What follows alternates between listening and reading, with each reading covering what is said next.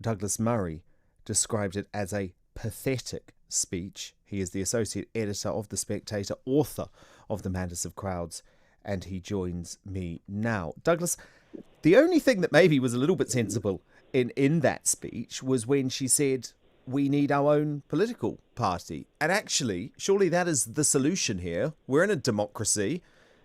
Form one and see how you go. Yes. Well, very good to be with you, Dan. Yes, you could say that, but it seems that she wants more than that, doesn't it? She wants a militia. She doesn't really want a political party. And I think there's a reason for that. Her protest was pathetically badly attended. And that, in part, is because there isn't much call for this in this country of ours. What this young girl, she's not that young anymore, I understand. I gather she's been a student of Oxford Brookes for some years. And there's a surprise. Rather a slow learner because she's registered there for, I think, about 8 years now. So a professional protester, and there are many at our universities. Yes, and you see, and I think what's happened, it's interesting. I mean, your listeners have obviously got a good idea of how this young lady thinks, but they probably haven't got an idea of what she looks like when she's posing like this. She, in this video, is wearing a black beret, and the men with her are wearing black berets. She's wearing a tight-fitting black top with chains and a black Ray-Bans, and she wants to look like a militia leader, and she wants her people with her to look like hard-trained troops ready to take on the establishment and the police and much more. And I think that this is, to a great extent, play acting. She's play acting revolutionaryism. She's even speaking in the manner of some race-baiting hero that she doubtless has in America.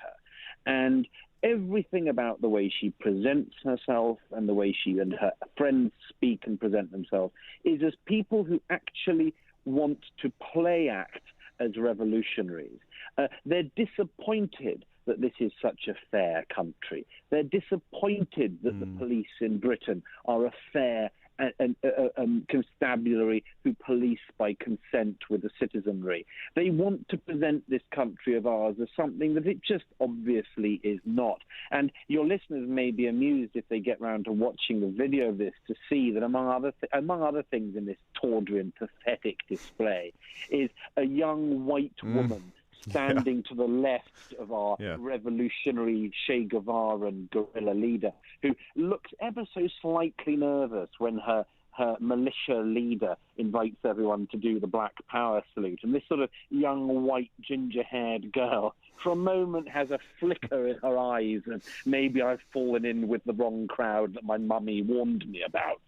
And this is a reminder, they say, of the fact that there are people at all times who have some legitimate grievances. And then there are people who want to play act as revolutionaries. And then, and this is the one to watch out for, there are always some who are willing to take the play acting a stage further.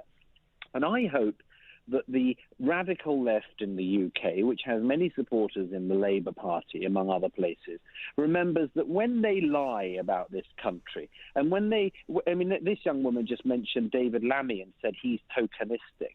Well, when people like David Lammy get very close to whipping up crowds, as Lammy did in the wake of the Grenfell tragedy, they ought to remember there are people like this radicalized young woman who do seem to want to push things to the next level. And that's why all people in public life do have to worry about what they say. They have to be careful about what they say, and to remember that when you try to whip crowds up, there are always some people more excitable than you might have expected. She describes the police, the British police in that video, as a terrorist group and compares them to the Ku Klux Klan. Clearly ridiculous and nonsensical, but there does seem to be a growing acceptance that it is okay amongst left-wing groups to attack the police in this country now. Is that wrong? Oh, I mean, you're completely right. There is a version of this country's history, and within that, a version of the police in this country's history that is extraordinarily dishonest and deliberately whipping up of people.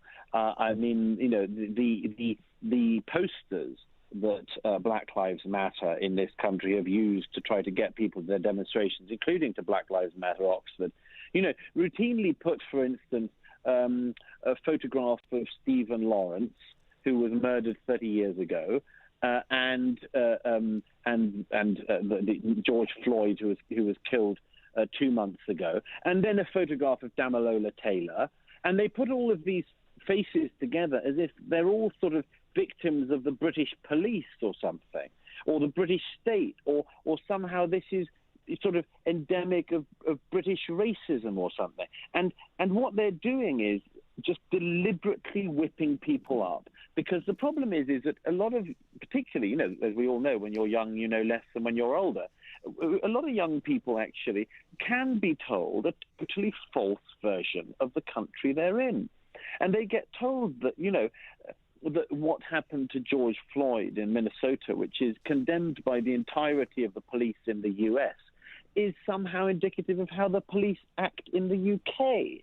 And that the murder of a young black boy like Damilola Taylor is somehow indicative of the UK rather than of the horrendous gang violence that still goes on in London, in parts of London and around parts of the rest of the country. And they present this and they whip people up into this.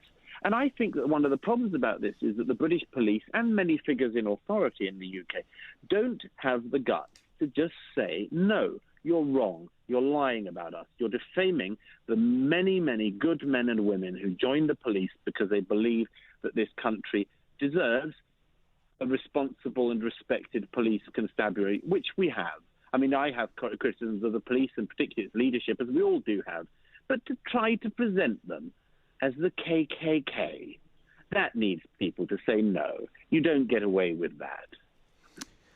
No, indeed, indeed. I was on holiday last week, Douglas, and I got to read The Madness of Crowds in full, cover to cover, because I had read some of it previously, but it was absolutely brilliant. And you write a lot about some of these dangerous inequalities and discrepancies that are emerging in terms of how we treat different interest groups within society. And this could be one of the examples of this, I guess, because I can understand why some people would say, let's ridicule them, let's treat them with the ridiculousness they deserve. But if this was a group of white people who were accusing organizations in this country of being racist and saying white power, quite rightly, they would be arrested. Yes, I mean, this is one of the inequalities that goes on for the time being, and people just sort of nod it along. There's a very important point that needs to be made about this, which is a point I first heard made by the American mathematician Eric Weinstein the other week in the wake of the George Floyd killing. He made a very important point. He said, we have got to the situation in America where nobody who is white can say no to anyone who is black. They can't say, I think you're wrong. They can't say that you're incorrect. They live in a form of weird terror of ever saying no to any other person who is an American who happens to be black.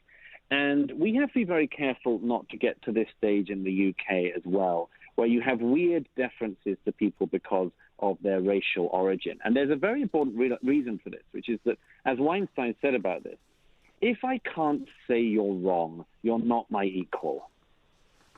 If I can't say you're wrong, you're not my equal. If I live in terror of you or fearful of you, you're not my equal. Just as if you lived in fear or terror of me, you would not be my equal, I would not be your equal. There would be some other thing going on.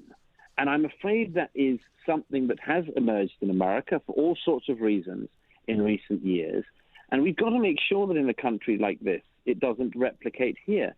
There is no reason that in the world's most tolerant and racially tolerant and mixed countries like the UK, that we should just sit by as demagogues and racists try to portray our country as some extraordinarily racist KKK-ridden hellhole. It's not right. It's totally defamatory to our country. It's unfair. and it's wrong.